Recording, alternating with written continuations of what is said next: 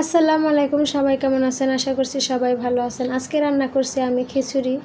তো এটি রান্না করার জন্য কি কি লাগবে সেটি আপনাদের দেখিয়ে দিয়েছি।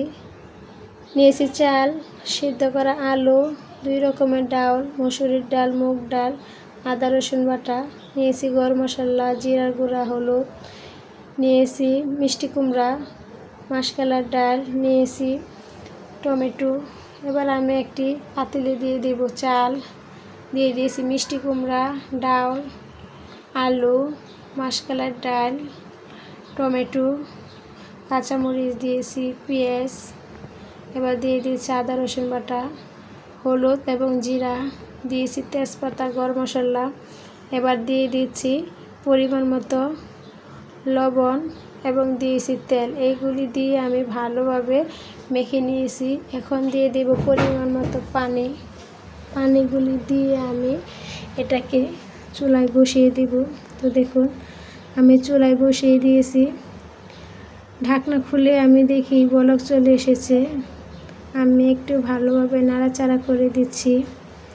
আমি আবারও ঢাকনা দিয়ে দিয়েছি। দেখুন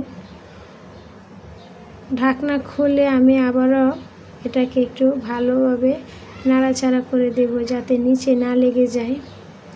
দেখুন আমার রান্নাটা প্রায় শেষের দিকে চলে এসেছে। আমি আবারও ঢাকনা দিয়ে দিয়েছি। ঢাকনা খোলার পর আমি এটাকে একটু ভালোভাবে নাড়াচাড়া দিচ্ছি যাতে নিচে না লেগে যায়। এবার আমি এটাকে একটু ঘুটনির সাহায্যে ঘুটে দেব। আমি খিচুড়ি রান্না করলে এরকমভাবে একটু ঘুটে দিই। এবার আমি এটা চুলা থেকে নামিয়ে নিয়েছি। এবার একটা কড়াই বসিয়ে দিয়েছি। কড়াইতে দিয়ে দিয়েছি পেঁয়াজ এবং রসুন। এগুলো আমি একটু ভালোভাবে ভেজে নেব। যখন লাল হয়ে যাবে তখন আমি এটাকে খিচুড়ির ভিতরে ঢেলে দেব। ঢেলে দেওয়ার পর আমি এটাকে খুন্তির সাহায্যে ভালোভাবে এটাকে মিশিয়ে নেব। এমনভাবে মিশাতে হবে যাতে সব খিচুড়ির সাথে এটা মিশে যায়। তো আমার খিচুড়ি রান্না প্রায় শেষ। এখন আমি আপনাদের প্লেটে বেড়ে দেখাবো কীরকম হয়েছে। যারা যারা আমার চ্যানেলটি সাবস্ক্রাইব করেনি তারা অবশ্যই আমার চ্যানেলটি সাবস্ক্রাইব করে দিয়ে পাশে থাকবেন। সবাইকে ধন্যবাদ এতক্ষণ আমার পাশে থাকার জন্য।